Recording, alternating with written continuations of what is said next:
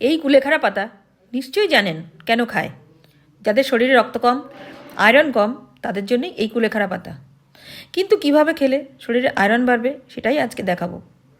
আমি এক আঁটি কুলেখাড়া পাতা নিয়েছি। বাঁধনটা কেটে নিয়ে মরে যাওয়া হলুদ হলুদ পাতাগুলো ফেলে দিয়ে এবার জলে ফেলবো। জলে ডুবিয়ে ডুবিয়ে ভালো করে ধুতে হবে, কারণ শাক থেকে প্রচুর ময়লা বেরোয়, আপনারা সবাই জানেন। পিছন থেকে মোটা মোটা ডাঁটাগুলো কেটে ফেলে দেবো। কচি কচি ডাঁটা সমেত পাতাগুলো ছোট ছোট করে কেটে নেব।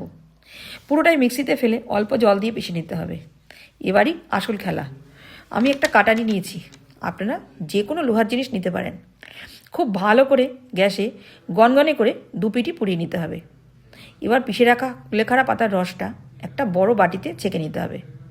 চামচ দিয়ে চেপে চেপে পুরো রসটাই বের করে নিতে হবে। পাতাটা থেকে এতটা রস বেরিয়েছে।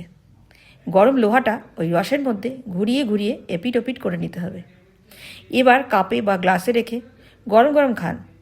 আয়রনের ওষুধ, ইঞ্জেকশন কতদিন চলবে?